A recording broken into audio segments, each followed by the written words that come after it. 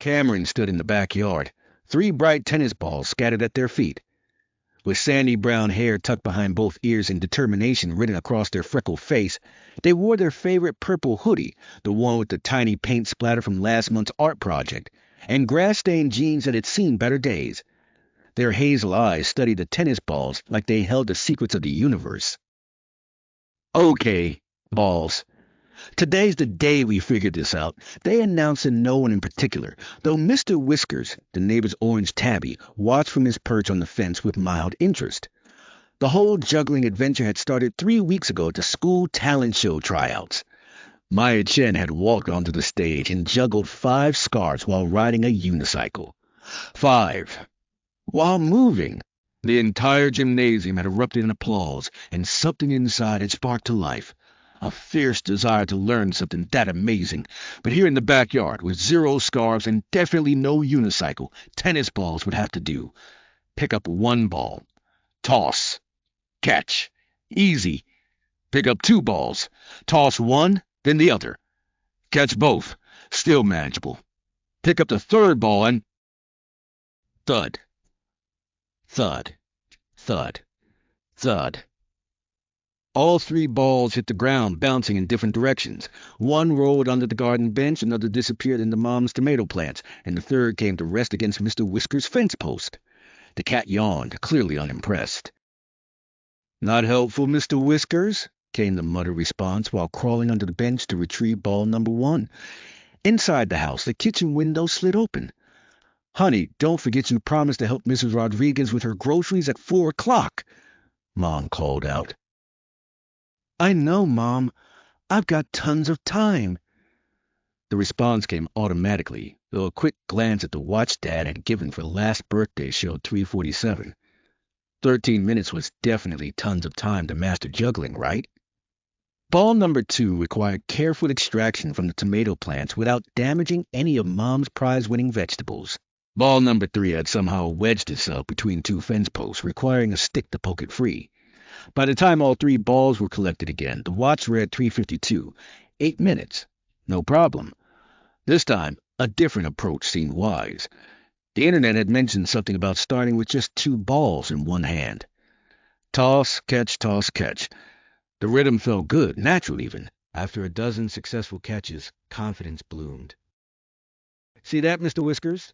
I'm basically a professional already."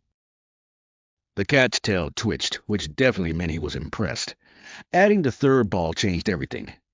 Hands moved frantically, trying to keep all 3 in the air, but they seemed to have plans of their own. 1 sailed over the fence into Mrs. Rodriguez's yard.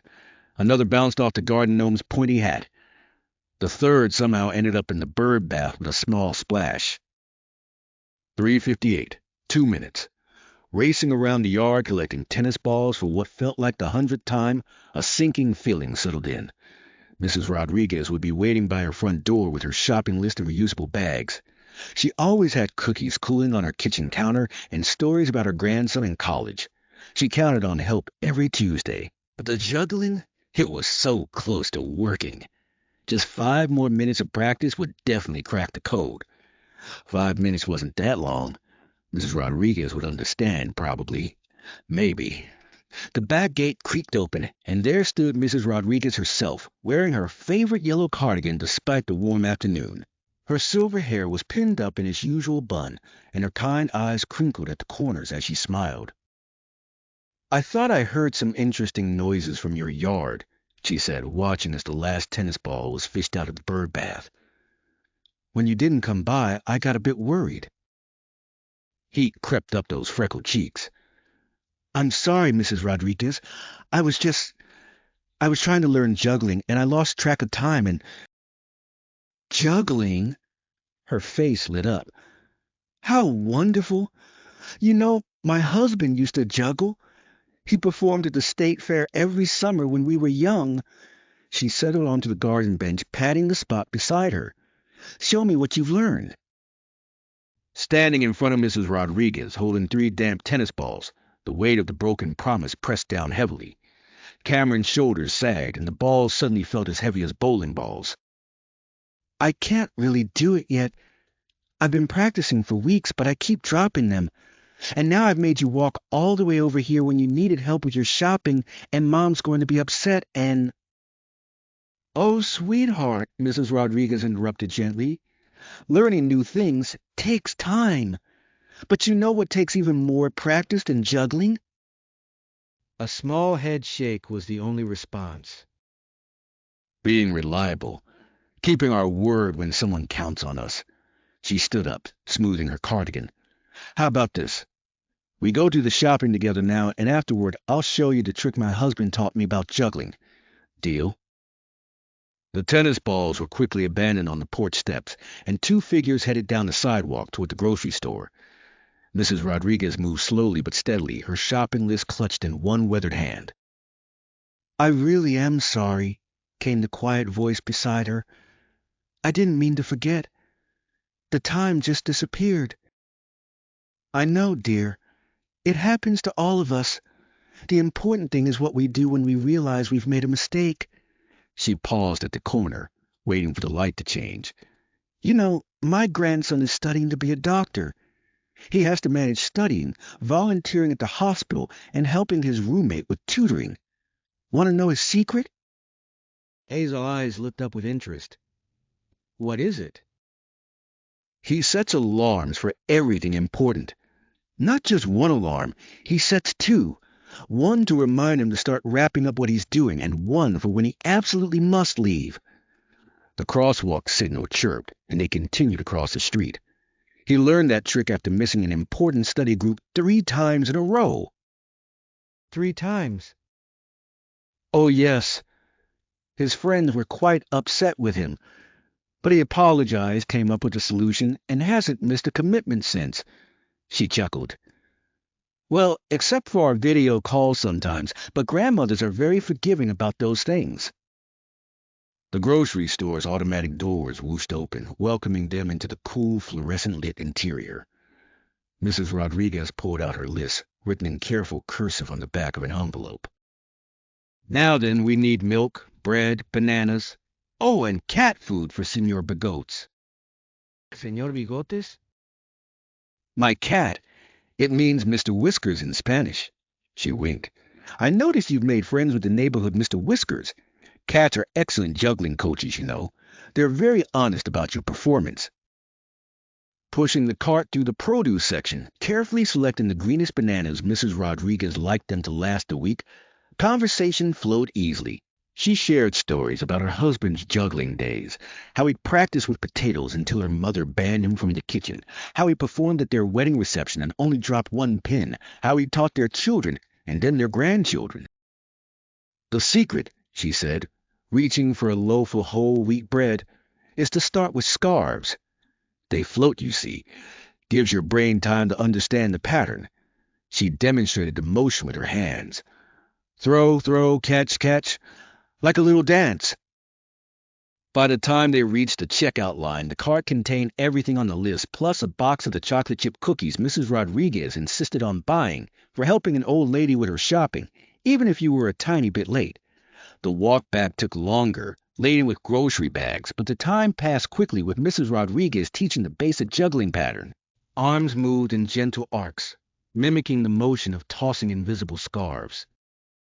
"Throw, throw, catch, catch," they chanted together, probably looking quite silly to passing cars, but not caring one bit.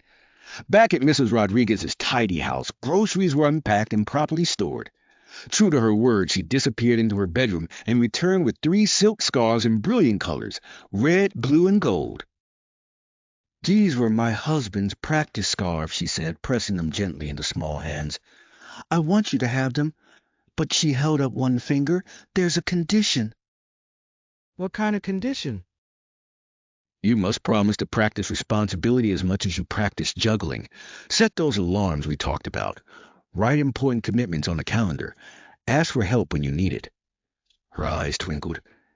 "And come show me when you master the scarves, because then I'll teach you the trick with tennis balls." Cameron clutched the scarves like precious treasure, feeling their whisper-soft weight. These weren't just pieces of fabric. They were trusts wrapped in silk and memory. "I promise, Mrs. Rodriguez. I mean it this time." "I know you do, sweetheart. Now let's have some cookies and lemonade on the porch. You can show me what you've learned so far. They sat on her front porch, munching cookies and taking turns tossing single scarves into the air. Mrs. Rodriguez shared more stories about learning to knit and dropping stitches for months, about teaching herself to drive and failing the test twice, about starting her garden and killing every plant the first year. Everything worth doing is worth doing badly at first, she said, catching a gold scarf for the flourish. But showing up when people need us? That's a skill that makes all the other skills worthwhile. The sun hung lower in the sky when footsteps on the sidewalk announced Mom's arrival. She looked relieved to see her child safe on Mrs. Rodriguez's porch, though her expression suggested a conversation was coming later. There you are. I was starting to worry when you didn't come home. I'm sorry, Mom. Standing up, the scarves were carefully folded. I lost track of time practicing juggling and was late helping Mrs. Rodriguez, but we got all her shopping done and she's teaching me the right way to juggle, and I promise to be more responsible about keeping track of time. Mom's expression softened. She exchanged a look with Mrs. Rodriguez, one of those wordless adult conversations that seem to contain entire paragraphs. Well, I'm glad you worked things out. Mrs. Rodriguez, thank you for being so understanding. Oh, it was no trouble at all. In fact, I've enjoyed the company immensely. She patted the bench beside her. Your child reminds me of my husband when he was learning to juggle. Same determination, same tendency to lose track of time when focused on something fascinating. Don't encourage the time management issues, Mom said, but she was smiling. I won't need encouragement anymore, Cameron interjected, pulling out the small notebook from the hoodie pocket. Mrs. Rodriguez taught me about setting 2 alarms, and I'm going to write down all my important stuff in here. See? I already wrote Tuesday 4 p.m. Help Mrs. R with groceries for next week. That's wonderful, honey. Mrs. Rodriguez, would you like to join us for dinner? It's taco night. Oh, I couldn't impose. Please? The invitation came out in a rush. You could tell Mom about your husband's juggling at the state fair, and I could practice with the scarves after dinner, and maybe you could help me set up those alarms on my watch. Mrs. Rodriguez's face crinkled into a warm smile. Well, when you put it that way, how can I refuse? Let me just feed Senor Big Goats first. The 3 of them walked back together, Cameron in the middle, carefully carrying the precious scarves. The tennis balls still sat on the porch steps where they'd been abandoned earlier, and they seemed to give a reproachful look when the front door opened. We'll get to you later, came the said quietly promise while following the adults inside. But first, I've got some alarms to set. Dinner was lively, with Mrs. Rodriguez fitting into the family table like she'd always belonged there. She complimented Dad's tacos, helped set the table. Cameron remembered to put out napkins without being asked, responsibility practice, and shared the story of her husband's most famous juggling performance. Picture this, she said, gesturing with a taco. The State Fair, 1963. The grandstand is packed. My Roberto steps out in his best suit powder blue, very fashionable then, and proceeds to juggle 3 pineapples, 2 chickens, and a rubber boot. Wait, live chickens? Dad nearly choked on his water. Oh no, rubber chickens, but very realistic ones. The crowd didn't know that at first. She laughed at the memory. The pineapples were real, though. Made quite a mess when he tried to add a 4th, and they all came tumbling down. After dinner, true to plan, everyone gathered in the living room for the first official scarf juggling lesson. Mrs. Rodriguez demonstrated the basic cascade pattern, her movements still graceful despite her years. Watch the scarves, not your hands, she instructed. Trust that your hands know where to go. The first attempts were not successful. Scarves floated to the ground like colorful autumn leaves, but they fell slowly, gently, giving time to adjust and try again. After 15 minutes, a rhythm emerged. Throw, throw, catch, catch. The scarves danced in the air for 5, then 10, then 20 catches before floating down. You're getting it! Mom cheered from the couch where she'd been recording on her phone. That was amazing. Roberto would be so pleased, Mrs. Rodriguez said softly. He always said juggling was like life. You have to keep moving forward, trust the pattern, and when you drop something, you simply pick it up and start again. As the evening wound down, Cameron helped program alarms into the digital watch. 3:45 p.m. start wrapping up activity. 3:55 p.m. leave for Mrs. Rodriguez's house. Similar alarms were set for homework time, reading time, and even a reminder to practice juggling, but not when other commitments were scheduled. Mrs. Rodriguez prepared to leave, accepting Dad's offer to walk her home. At the door, she turned back. Same time next Tuesday? I'll be there at 4 o'clock. Actually, a quick glance at the newly programmed watch, I'll be there at 3:59 because my alarm goes off at 3:55 to leave the house. Perfect. And bring the scarves. Once you can do 50 catches without dropping them, we'll graduate to beanbags. After she left, Mom sat on the porch steps, patting the spot beside her. The evening air was cool, and somewhere in the distance a dog barked at passing cars. I'm proud of you for apologizing and making things right with Mrs. Rodriguez. She was really nice about it, but I felt terrible when I saw her standing in our backyard. She needed help, and I wasn't there. Cameron picked up one of the abandoned tennis balls, rolling it between small palms. I didn't mean to let her down. I know you didn't. But that's why being responsible is so important. People count on us. Mom's arm wrapped around thin shoulders. You know what I love, though? You didn't make excuses. You apologized, you helped her anyway, and you made a plan to do better. That's very mature. Mrs. Rodriguez said her grandson missed study groups 3 times before you figured out the alarm thing. Well, then you're ahead of the game. You figured it out after just once. She squeezed gently. Want to show me your juggling progress with the scarves before bed? The scarves came out again, floating through the air in increasingly confident arcs. 20 catches, 30, 35, before one scarf sailed wide and landed on Mom's head. I think that one's trying to escape, she laughed, tossing it back. Mom? Do you think Mrs. Rodriguez was lonely today? Before she came to find me? Mom considered this. Maybe a little. She lives alone, and I think she looks forward to your Tuesday visits. That's another reason being reliable matters. Sometimes we don't realize how much people count on us, not just for help, but for company too. That night, lying in bed with the 3 scarves carefully folded on the dresser, Cameron stared at the ceiling thinking about patterns. Juggling patterns, daily patterns, the pattern of keeping promises and showing up when needed. They all required practice, attention, and starting again when things fell apart. The watch on the nightstand glowed softly, 9:47 p.m. In 13 minutes, the bedtime alarm would sound, another pattern to follow, another commitment to keep, even if that commitment was to getting enough sleep.